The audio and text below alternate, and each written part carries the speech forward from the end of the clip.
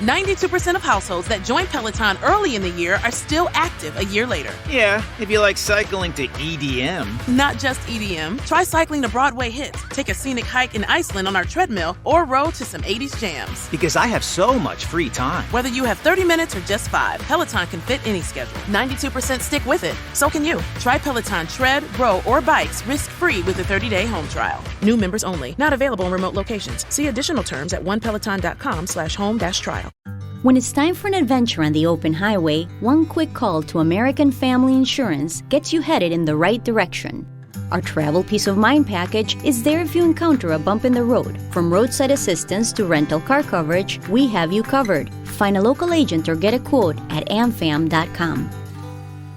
American Family Insurance. American Family Mutual Insurance Company, SI, and its operating company, 6000 American Parkway, Madison, Wisconsin.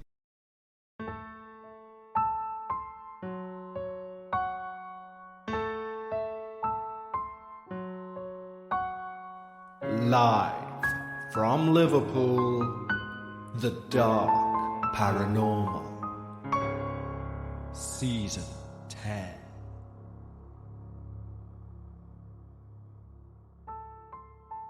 Hi everyone, and welcome back to The Dark Paranormal, Season 10.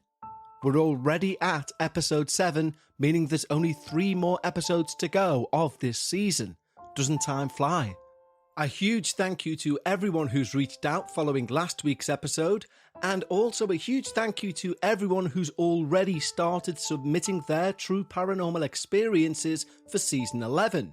Now, if you'd like to do the same, email us at thedarkparanormal@hotmail.com or head over to our new website, thedarkparanormal.com, and click the Contact Us link. Either way, as long as we receive them, that's all we require. And I will say, from what we've received thus far, I can't wait to get my teeth into Season 11. But enough about the future. What are we going to look at today?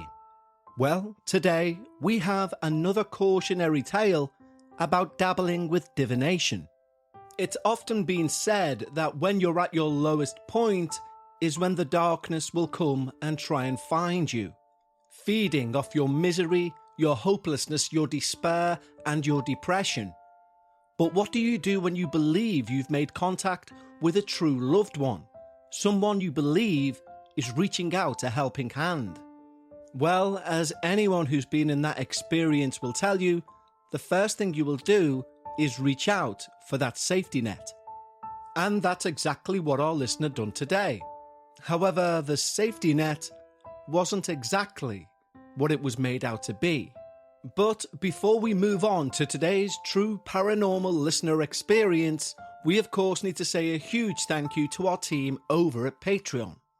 When you join our team at Patreon, not only will you receive these episodes both ad-free and before everyone else, but you can also receive exclusive access to our Patreon-only podcast, Dark Bites. Dark Bites is a show which runs each and every week, even on the downtime in between seasons. And as we mentioned earlier, there will soon be a break in seasons coming up. But by signing up to our Patreon, it means you never miss that weekly paranormal fix. Plus, there's well over 50 hours of Patreon-only content for you to go and binge right now. We've built a wonderful community of like-minded paranormal enthusiasts over at Patreon. And we'd like to extend an exclusive invitation just for you. Simply head over to patreon.com/thedarkparanormal. Just like the following wonderful new team members have: Julesy, Justin Staley, Katie Dermody, Kat Mack, Hyde, Lysana Anderson, Legacy Nitro, Fanny Garcia, Joe Adamslove, Brian Gould, Joe Batung, Amber Haynham, Taylor, Kate Loftus, Michael Moore, Austin Kelly, Lisa, Mads J. Wright, Jessica White, Kelly, Rocky Van Sue, Jeanine Besnier, Aisha, Susie T, Jeremiah Cook, Fox Rowell, Jupiter, Tanner Newton, Amber Reese, Charlotte, Jenny Says, A. Froge, Kendra Martin, Michael E, and Jeanette Rodriguez. Thank you so much for the support, guys. It truly means the world. I hope you enjoy all the early ad-free releases and, of course, all of those additional Dark Bites episodes. So once more, if you wish to join our team, head over to the Dark Paranormal. But right now, it's time to lower those lights. Make yourself comfortable, and of course, leave your disbelief at the door, as we hear all about the father of evil. Everything I'm about to write down is 100% true. As you'd expect, given some of the content, names have been changed for privacy, the same for locations. But in terms of the actual events, they are, sadly, 100% factual. So, best to begin at the start, I guess. I'm Amber. I'm late 30s, and due to a series of missteps and failed relationships, I still live at home with my mum, just me and her. My dad passed away when I was 15, turning our cute little family of 3 into a, well, held together by a piece of thread family of 2. As I think on it, I think that's also part of the reason I'm still at home. Some protective part of me wants to make sure Mum's okay. She's in her late 60s now, and with the exception of the odd fling here or there, has always stated she wanted to ensure I was okay first and foremost. It leaves you with a strange mix of both feeling loved, but also feeling massive guilt. Because when this woman was in her prime, she may have found happiness again.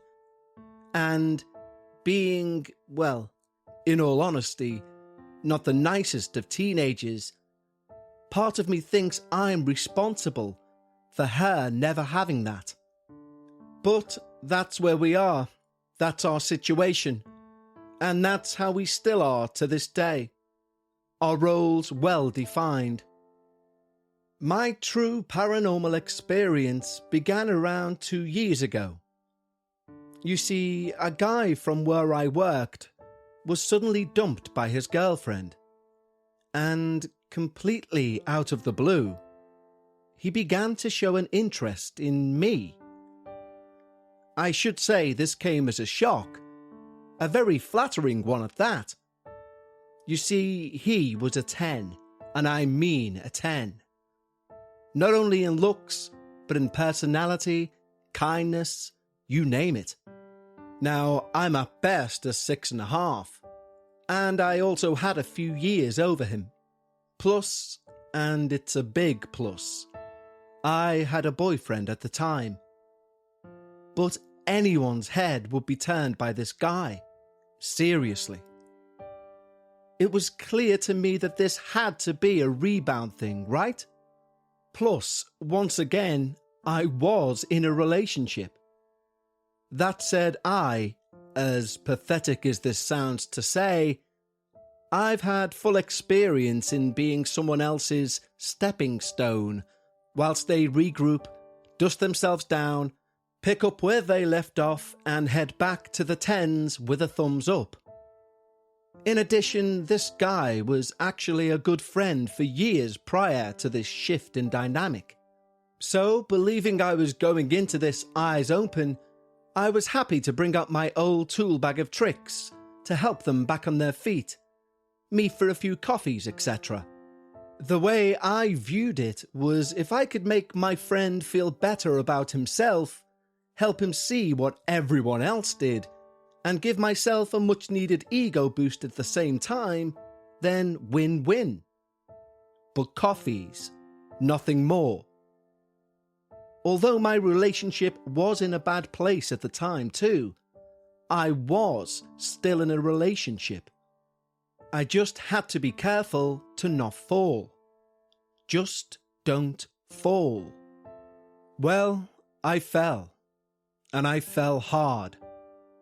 And as I'd experienced before, as I began falling, was just as they began dusting themselves down and standing up. Well, fuck. It was my own stupid fault, really. I knew what would happen, but jumped in regardless. He wasn't to blame in the slightest, and is probably with a fellow 10 as I type. Fully dusted down and ready to go. Typing that shouldn't still make my stomach sink, but hey, it is what it is. That's life, it seems. My relationship went to shit around the same time. Unsurprisingly, my partner picked up on the fact something wasn't there anymore. And it tore me apart to know that they were an innocent victim in all of this. I was the bad one here. Worse than bad. Awful even. But the heart goes where the heart goes. Head be damned. And for anyone listening and judging me on that, sincerely, go F yourself. Unless you've been there, you have no idea.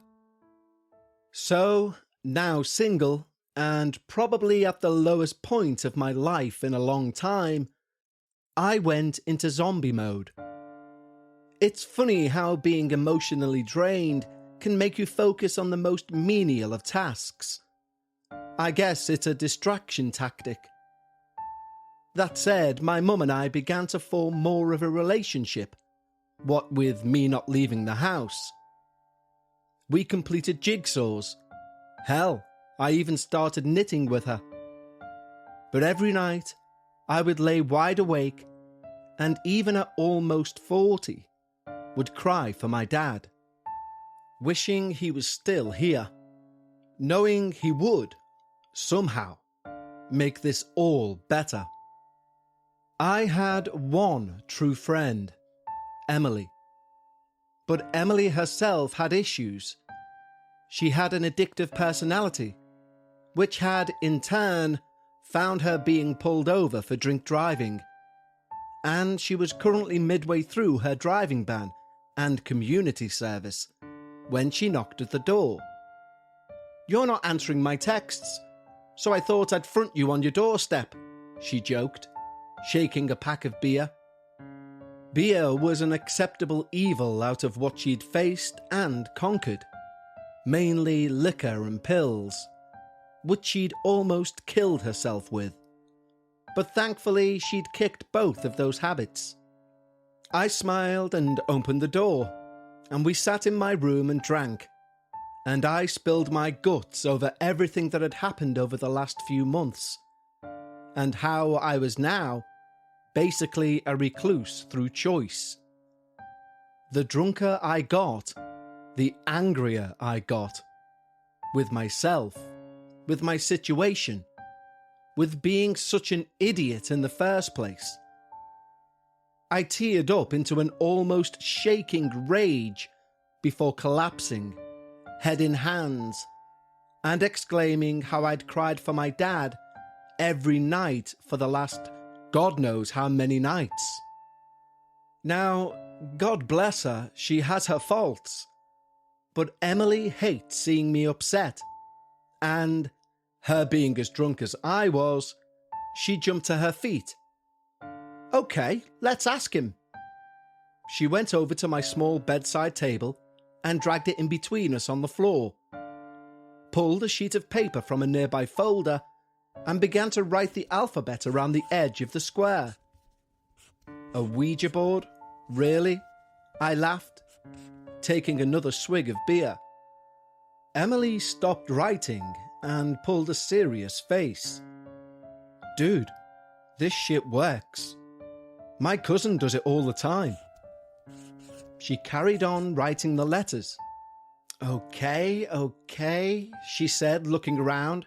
"Ah, there we go." And she then went and pulled some tack from behind a day planner on my wall, sticking the paper to the desk.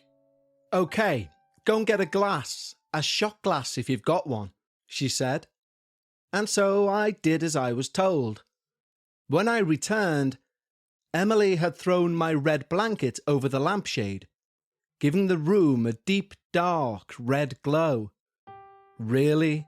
I said. "Shut up and sit down, come on." I shook my head and sat down. "Okay," said Emily. "Place your pinky on the glass, really lightly." I sighed and did so. Ow!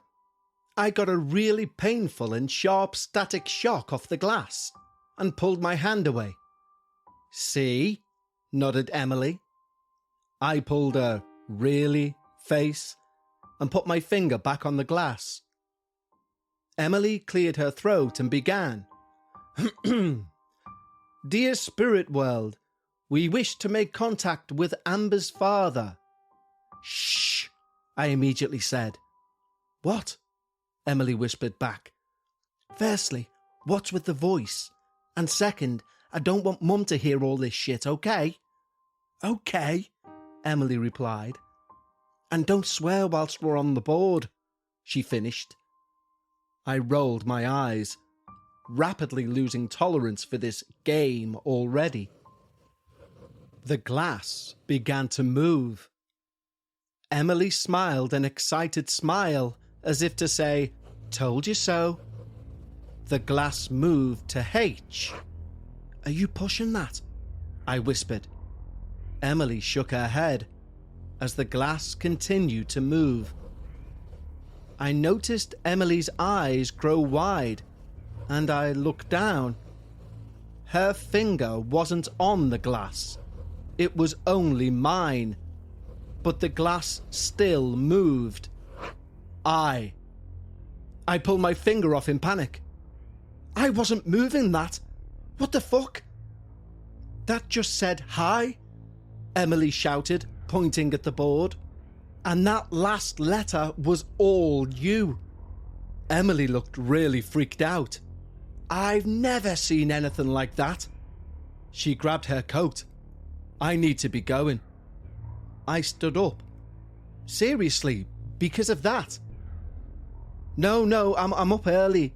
She gave me a hurried hug and quickly made her way down the stairs and out of the house. I headed back upstairs, and Emily had left in such a hurry she'd left her backpack. I texted her to let her know. Today's show is sponsored by BetterHelp. Sometimes life can get you down. We've all been there. I was there recently. Until I started therapy. Therapy not for you? Yeah, I thought that too. Until I noticed the bad times started to outnumber the good times. So I took a chance and I give it a try. And you know what? I'm so glad I did. You see, working with a therapist helps you get closer to the best version of yourself. You learn coping mechanisms. It teaches you to set boundaries to empower yourself. If even once you've considered, would therapy work for me? You 100% should give it a try. And BetterHelp is a great option. It's convenient, affordable, and entirely online. A quick questionnaire matches you with a licensed therapist, and you can switch therapists for no additional charge. Visit betterhelp.com/Dark Paranormal today and get 10% off your first month. That's betterhelp.com/Dark Paranormal. Trust me and take that first step. I shook my head and removed the blanket off the glass. This was all nonsense. I was about to put everything back when, in the corner of my eye, I was sure the glass just moved. Only a tiny bit, but I heard it. I seen it. Maybe it was my dad. And this was my chance to finally talk to him after so long. I stood and stared at the board for a while, and then threw the blanket back over the lamp and sat back at the board. Dad? I said, as I placed my pinky on the glass. It went to Y. My heart was racing. It then slowly spelt out, "It's okay, sweetie." That was what my dad called me. I couldn't believe it. This was my dad. In my mind, he'd come just when I needed him the most. We spoke for at least an hour, mainly me talking and placing my hand back on the glass for a response, which would generally be things like, it's okay, and I love you. I got quite emotional before my rational self started to kick in. How do I know I'm not just making this all up in my head? I asked out loud and placed my finger on the glass. And the glass didn't move. I waited. And just as I'd convinced myself that I'd pushed the entire conversation just for comfort, the glass had a physical pull under my finger. E-M-I-L-Y. Emily. What about her? I asked. It spelt out liar, pills, rucksack.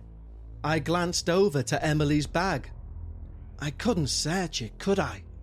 That would not be cool. But then again, this would confirm if I am speaking to my dad or not. And I'm sorry, but that one outweighed the other. I undone the drawstring and peered in. Nope, nothing but the usual. Something shimmered back. I pulled it out. It was a silver blister pack of OxyContin. Fuck. Double fuck. My friend's back on drugs, and behind me my deceased father is talking to me on a Ouija board. What the fuck is my life, honestly? Amber, shouted Mum. Emily's here. I quickly put the pills back and closed the drawstring as Emily came through the bedroom door. Here you go, I said, passing her the bag. She looked rather sheepish. Thanks, I just read your text and ran back. It's got my purse and stuff in, you see. You didn't... It doesn't matter. She smiled and then nodded to the board. Still at it then? She pulled a faux serious face and pointed. Don't become a weirdo with it. And gave me a hug. Over her shoulder, I could see my mum looking into my room, with quite a concern at its setup. When Emily left, Mum came to my room. What the hell's that, Amber? She said, pointing to the board. I ran my hand through my hair, thinking how best to explain that I actually believed I was communicating with her dead husband. And so, very delicately, I phrased it in a way which implied I thought it was all nonsense, but had been given some answers that I'd had verified. Of course, I didn't tell her about Emily or the Oxy.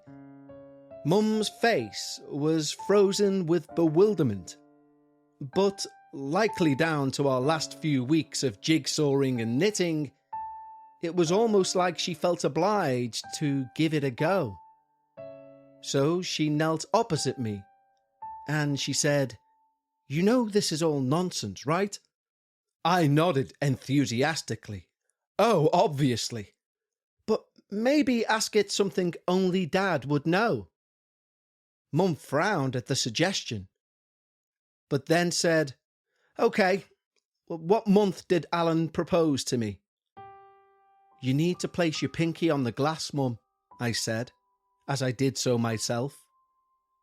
The glass didn't move, but then slowly dragged itself, almost begrudgingly, to M-A-Y. May. Mum whipped her hand off the board. Nope, sorry Amber, it's utter crap. And that could start a fire, she said, taking the blanket off my lamp as she left the room, throwing it in an open drawer and shutting the door behind her. After a few minutes of me sitting on the bed, staring angrily at the board, I sat back down. He'd got the pills thing right, so why not this? Why didn't you know the month? I asked, and placed my pinky back on the glass. Nothing. I asked again, louder, angrier. Why didn't you know the month? The glass didn't move.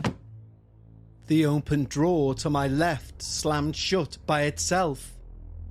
I jumped back. The glass started vibrating. I slowly reached out and put my pinky on it, and the glass spelt out, sorry, then joke, then February. Now, I should mention at this point that my dad was the ultimate prankster. This little mess around was kind of his thing. By this point, I was tired. I said, "Good night, Dad," and the glass moved to GS. "Good night, sweetie." The next morning, I was in the kitchen with Mum. She was reading a recipe book and I was drinking a coffee. She placed the book behind her on the counter and cleared her throat. "I hope that board's been disposed of." I thumbed the ridge of my coffee cup. "February," I said. "What?" said my mum. "It was February when Dad asked you to marry him." "Oh," she said. Yeah, it was. Now will you get rid of it, please?" She turned to pick up the book again, but it wasn't there. It had moved a good 8 feet along the side of the kitchen unit. Neither of us had seen it move. But I smiled, thinking this was just further proof that Dad was kind of back and playing his usual pranks. That night, despite my mother's request to get rid of the board, I was immediately back on it. And boy, was it active. I told Dad that Mum had admitted it was February and that I liked the prank that he played. The glass moved. Mum lies. I was not expecting that. "What do you mean?" I asked. The board spelt April. "I don't get it," I said. "The month was April, not February?" The board then spelt yes. "Then why would she say it was February?" The board spelt out again, liar, then affair. I couldn't believe it. Is my dad telling me my mum had an affair? No way. I know my mum, and that's not her. Or do I? I've literally had an affair, if nothing physical, so maybe we're cut from the same The desk tipped itself over. The noise was so loud that my mum called from downstairs, "Amber, what was that?" I stood and fixed the table and headed down slowly, trying to compose my thoughts. Mum was in the living room and had muted the TV after hearing the bang upstairs. "Are you okay?" she asked when I walked through the door. I nodded and sat down. "Mum, why was you lying when you said Dad proposed in February?" "Why?" she asked with a frustrated look on her face. "Well, was you?" Yeah, it was April," she said. It was like she took a punch to the chest. "Well, why did you lie?" I asked. She shook her head as she stood up. "Because I thought it would put an end to all this nonsense and you'd get rid of that damn thing." She went to walk out of the room. I stood up too. "It says you had an affair on Dad." Mum froze. With an almost quaking anger in her voice, which I'd never heard from her, she said, "I never cheated on your father. Not once. That thing," she pointed upstairs, "whoever or whatever it is, it's not your father. I want it out. Tonight. Gone. Do you understand me? In all my life, I'd never seen my mother so serious or furious or angry. So much so, I felt myself revert to my teenage state as I involuntarily nodded quickly in response. In fact, I'll do it myself now. Mum stormed out of the living room and into the hallway, starting for the stairs. All of a sudden, literally out of nowhere, this sudden urge came over me. A complete, visceral anger. I didn't want to harm her. I wanted to kill her. I followed her step for step up the stairs, trying to figure out the best time to wrap my hands around her slender little throat and throttle the life out. A loud noise from upstairs jolted me back to reality. I was shocked. I felt violated. What the hell had just had control over me? I'd never harm my mother, for God's sake. The noise had made my mother pause on the stairs also, and we both stood there, looking up in fear towards my bedroom. Mum looked back at me and whispered, "Come on," and we inched our way up the stairs. Quite the opposite from my previous wanting to kill my mother. A protective streak came over me, and I walked in front of her. "You stay here. I'll rip the thing up. If I need you, I'll call for you." "Okay," she agreed, "but I'm not moving from this spot." I headed into my room. The noise, it would appear, was caused by my entire bed being pushed so hard against the wall that it was raised a good few inches up the wall. After taking a few deep breaths to digest that, I headed over to the board. I glanced quickly at the door to make sure my mother wasn't looking before whispering, "Dad?" I reached out my hand, but the glass spelt out "Father" without me touching it.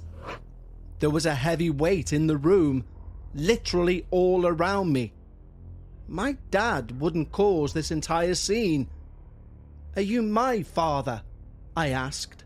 "N-O, N-O, N-O, N-O," it repeatedly spelt out, and then the desk flipped itself over. I ran for the bedroom door shut by itself.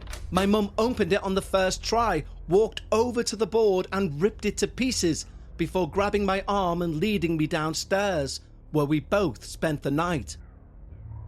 Neither of us slept a wink that night, but we both witnessed something that, for me, in spite of all that's happened, was the strangest sensation I've ever experienced. We both could tell that the other was still awake. For one, we'd kept the downstairs light on, but also without looking at each other, you could tell by our breaths that they never matched that of a sleeping person. And that's when the downstairs light went out. Both of our breaths immediately went almost silent as we tried to figure out our next move. And that's when we heard it. Someone was coming down the stairs. We were frozen. We didn't know what to do. The steps continued along the hallway to the door of the living room. Whoever it was now watching us both from the doorframe. I looked over, but couldn't make anything out in the darkness. And then it happened. A scent I hadn't recognised in over 20 years filled the room. It was my dad's scent. My mum even whispered, "Alan?" And then the entire feeling lifted and the light came back on. Both Mum and I just hugged each other and cried until we fell asleep. That next morning, it was sunny and sunlight flooded the house. I felt confident enough to go up and tidy my room. And meanwhile, Mum had headed down to the local church to ask for a house blessing. She apparently didn't go into too much detail about what had happened. She just said the place could do with brightening. Well, that was one way of putting it. We've had nothing further happen since. But the thing that plays on my mind, much more than I'm comfortable with, is this. You see, I like to think the spirit in the doorway was my dad, arriving to tell us he'd somehow gotten rid of that malevolent thing in my room, making us both safe once more. But what if it was all my dad? What if my mum did have an affair, and all the activity was just him finally getting to vent his frustration, and the eventual doorway visitation was him reaching the point of forgiveness for my mother? That's the story that I least want to be true. Plus, the final message of the board was that it was not my father. So whose father was it? Or was it even anyone's? I've since researched all I can on Ouija boards, and have learned that they are the most common doorway for the darkest of entities to come through. So which dark father did I have the misfortune of running into? I don't know, but I'm hoping it remains where it is, in the past. Wow. Amber, thank you so much for sending in your true paranormal experience. It's certainly one that's been playing over and over and over in my mind ever since you've sent it in. So sincerely, thank you for your submission.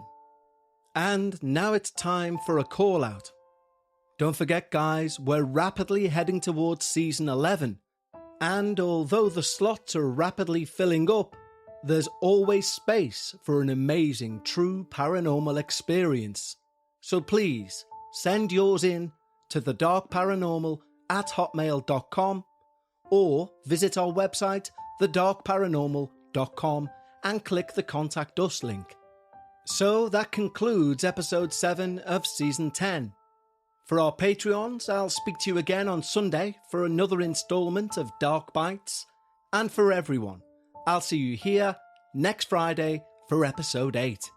Until then, remember, when you're dealing with the paranormal, always try and leave some of your disbelief at the door. And I'll see you next time here on the Dark Paranormal.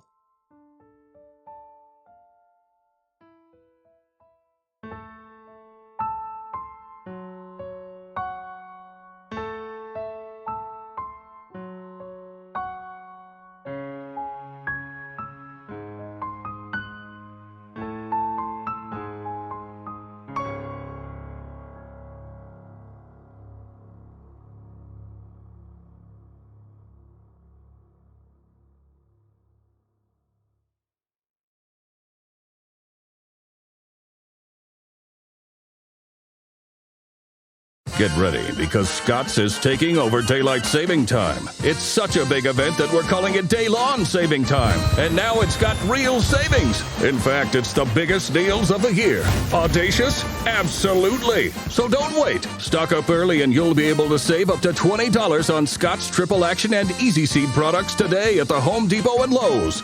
Offers available March 9th through 22nd at select U.S. stores while supplies last. Selection varies by location. See store for exact offers.